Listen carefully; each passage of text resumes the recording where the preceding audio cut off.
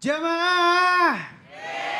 Oh jamaah. Alhamdulillah. Bolehkah adopsi anak jadi pilihan? Itu tema kita Masya Allah ya. Dan sekarang kita akan sikapi tadi yang tertahan nih ya. Kira-kira jawabannya apa? Kita minta tolong kepada guru kita Ustadz Afif. Alhamdulillah. Ini anak diambil dari kecil, dari panti asuhan. Terus? Dibilangnya nggak ada orang tuanya.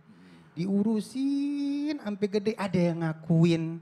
Ditahan, bingung, dikasih gedek. Gitu ya Kak. Ya udah gede kan ya. Lah udah gede. Ini gimana hitungannya, apa yang harus dilakukan dulu, silakan. Baik, izin Ustadz.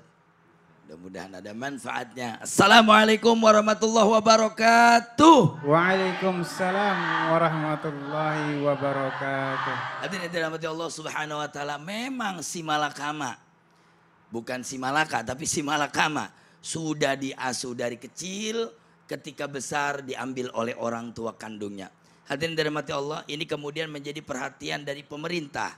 Bahkan dunia itu mengacu kepada beberapa aturan-aturan di negaranya. Kita punya Permensos namanya, Peraturan Menteri Sosial. Di mana yang pertama ada aturan, ada istilah reunifikasi. Apa itu reunifikasi? Diambil dari kata reuni. Artinya pertemuan antara orang tua asuh dengan orang tua kandung ini harus terjadi. Stimulasi ini harus terjadi. Setidaknya sang anak ini dikasih tahu bahwa itulah abahmu, itulah emakmu. Jadi harus dikasih tahu agar kemudian si anak ini tidak kemudian bingung. Mana bapak saya sesungguhnya? Karena boleh jadi mohon maaf secara biologisnya berbeda. Ada anak asuh kulitnya hitam, bapaknya putih. Kan si anak nanya, betul nggak ini bapak saya? Akhirnya dia harus reunifikasi. Oh ternyata ada yang lebih mirip secara gen dan ternyata inilah bapaknya. Sehingga tadi berdasarkan ayat Al-Quran Allah Subhanahu Wa Taala berfirman, udu'uhum li'abaihim. Maka panggil mereka dengan sebutan bapaknya. Zaid bin Harisah tidak disebut Zaid bin Muhammad, tapi tetap Zaid bin Harisah. Nah ini ada istilah reunifikasi. Harus dipertemukan dengan orang tuanya. Yang kedua, harus ada kesepakatan dari awal. Saya kira ketika kita mengasuh anak, kita minta kesepakatan kepada ibunya. Kalau saya sudah jatuh hati kepada anak ini, tolong jangan diambil anak ini. Itu mesti ada. Kenapa? Karena ini akan menjadi beban moral kepada orang tua yang mengasuhnya. Sudah bertahun-tahun menjadi anaknya, tiba-tiba diambil dan menghilang seperti keadaan orang tua yang ditinggalkan anaknya meninggal dunia. Nah ini kemudian menjadi masalah. Sehingga di dalam peraturan pemerintah kita harus ada beberapa diktum yang harus ditaati. Yang ketiga, bahwa pengasuhan terhadap anak tidak boleh terjadi kesinambungan itu kepada orang tua kandung, tidak boleh diputuskan. Qati'ur rahim namanya. Jadi memutuskan silaturahim secara nasab, silaturahim secara kasih. Jadi orang tua yang menjadi biologisnya wajib tetap kasih perhatian. Zaman sekarang sungguh sangat mudah. Tinggal di WA, tinggal di video call. Nah persoalan juga, bahkan di dalam Permensos, Peraturan Menteri Sosial tersebut dikatakan bahwa boleh kedua-duanya dipanggil abahnya. Jadi orang tua asuhnya dipanggil ayah, orang tua kandungnya demikian. Jadi ia mempunyai dua ayah, dan ini tidak boleh. Kemudian diputuskan, kamu gak boleh ya panggil ayah ke sana. Kamu harus panggil ayah, karena ayah yang mengasuh kamu. Itu tidak boleh. Ini mesti dua-duanya dihadapkan pada porsi yang sesuai, pada porsi yang semisal. Hadirin dirahmati Allah Subhanahu Wa Taala, jangan kemudian kita menganggap bahwa ketika asuhan anak kita diasuh oleh orang lain, kemudian dengan serta-merta kita ambil nanti kalau sudah besar. Toh itu anak saya, itu tidak boleh. Bagaimana perasaan orang yang mengasuhnya? Dan sebaliknya, bagaimana keadaan orang yang menjadi ayah kandungnya ketika ia ingin mengambil anaknya, maka dibolehkan. Nah ini dua hal yang kemudian harus ada di bangsa ini dalam peraturan Menteri Sosial. Jangan sampai ada tumpang tindih antara ayah biologisnya dengan ayah asuhnya. Akhirnya anak ini ke ayah asuhnya enggak ketika dewasa, ke ayah kandungnya enggak, dia lari ke ayah yang ketiga lagi. Masya Allah, tabarakallah. Jadi ini penting, harus ada reunifikasi, harus ada silaturahim, tidak boleh diputuskan, dan mesti ada kesinambungan di dalam tali kasihnya. Mesti dipertemukan dengan ayah. angkatnya atau ayah dengan ayah biologisnya. Bolehlah jalan-jalan Iya. bareng-bareng Iya. dengan ayah kandungnya. Tadi ini dari Sukabumi ya? Ya bolehlah ke Parung Kuda, Iya. beli Baik, tales. tepuk tangan dulu yuk. Alhamdulillah. Masya Allah, terima kasih guru ilmunya ya. Ini kita yang ke masalah akhlak nih ya. Wah ini penting banget sih pastinya ya. Nah baik kita masuk ke dalam segmen Tanya Dong Ustadz.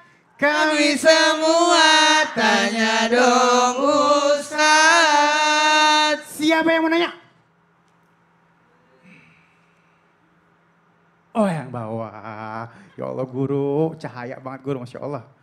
Silakan guru. Izin. Bismillahirrahmanirrahim. Assalamualaikum warahmatullahi wabarakatuh. Waalaikumsalam warahmatullahi wabarakatuh. Perkenalkan, nama saya Zaini dari Majelis Taklim Darul Ulum, Cikembar, Sukabumi, Jawa Barat. Tepuk tangan dulu yuk. Silakan guru. Tanya dong Ustadz, Iya. bertanya kepada Ustadz Maulana. Nah, ya kan? Mau terbang. Iya. Semangatnya Masya Allah. Kita tahu tadi pembahasan para guru bahwa adopsi ini kan mengambil anak orang lain untuk menjadi anak kita. Nah pertanyaannya, bolehkah mengadopsi anak dengan tujuan memancing? Mancing nih. Oh iya biar dapat keturunan. Betul, mancing supaya cepat dapat Iya, keturunan. iya. Ada yang bilang gitu tuh ya, boleh Iya. nggak ya niat? Boleh nggak ini dalam syariat Islam? Demikian, mohon Oke. pencerahannya. Baik. Terima kasih. Wassalamualaikum warahmatullahi wabarakatuh. Assalamualaikum warahmatullahi wabarakatuh. Guru, langsung guru, silakan guru. Izin guru-guru. Buat semuanya, dengarkan baik-baik. Mengadopsi anak angkat, anak asuh, ini perlu dicamkan. Kalau anak asuh berarti dia asuh. Ada pendidikan, ada apalagi pemenuhan kebutuhan. Anak angkat berarti tadi bagus, diangkat derajatnya. Dan apalagi anak adopsi berarti dimasukkan dalam segi hukum. Nah kalau gimana kalau kita mengadopsi anak supaya mancing supaya punya anak. Ya mancing punya anak. Kemarin saya ketemu Gigi sama Rapi persoalan untuk mau mengambil anak. Saya cuma menyimak hebat ini orang. Berarti dia belajar dulu baru mengambil anak. Berarti banyak mau tahu, banyak pertanyaan sisi agama, itu bagus. Sampai kapanpun anak adopsi, anak angkat tidak dapat warisan. Sekali lagi, tidak dapat warisan.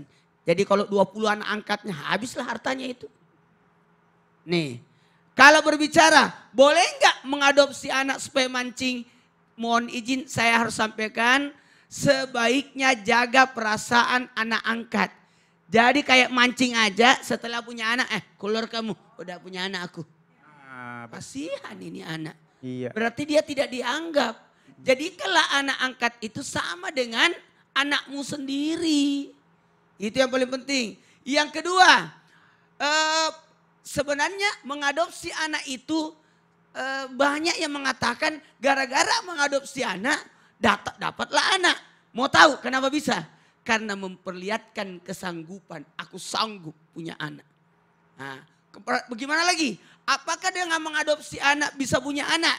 Jawabannya semoga itu bagian daripada sedekah. 1, 2, 3. Sedekah. Bukankah ditakdirkan dia tidak punya anak? Tapi takdir itu bisa berubah punya anak. Disebabkan karena sedekah. Karena 3 yang merubah takdir. Ya. Apa yang merubah takdir? Sedekah, silaturahmi dan doa. Masya Allah. Dan kata birrul walidain itu bukan berarti anak kandung, anak siapapun yang kita bisa Urus ya. bisa aja. Masya Allah, anak keponakan, tetangga punya anak, kita urus ini kebanyakan ya. Baik, terima kasih guru, tepuk tangan dulu yuk. Masya Allah ya, segala sesuatunya ada ilmunya, jadi jangan sampai salah ya. Baik, siapa lagi yang mau nanya? Dari kanan lagi kayaknya yang berat nih. Ya baik, silakan Ibu. Masya Allah, namanya siapa, tinggalnya di mana, daerahnya di mana? Assalamualaikum warahmatullahi wabarakatuh. Waalaikumsalam warahmatullahi wabarakatuh. Nama saya Ibu Neng dari Majelis Taklim Darul Ulum Cikembar, Sukabumi, Jawa Barat, Indonesia. Tepuk tangan dulu yuk. Pasti dia pakai baju barunya. Iya benar. Baju baru tahun ini kan simmer-simmer. Iya. Oh, betul sekali Pak Mengkilat Ustadz. ya. Ya. Ya, izin bertanya kepada Ustadz Ahmad Ridwan. Ya, silakan. Ya. silakan. Kalau kita mengadopsi anak, tentunya itu kan bukan anak kita sendiri ya, Ya. Pak Ustadz. Nah, sebaiknya cara kita sebagai orang tua yang mengadopsi untuk menjaga aurat itu seperti apa, Pak Ustadz? Ya. The best pertanyaannya, Mas. Mohon pencerahannya Pak Ustadz. Terima kasih. Wassalamualaikum warahmatullahi wabarakatuh. Waalaikumsalam warahmatullahi wabarakatuh. Walau bagaimanapun juga belum muhrim kali ya gitu ya, bagaimana? Guru ilmunya guru, silakan. Ya, izin Bang Ali, Ustadz, guru-guru yang dimuliakan Allah Subhanahu wa taala. Ibu Neng dari Cikembar, Sukabumi, betul ya?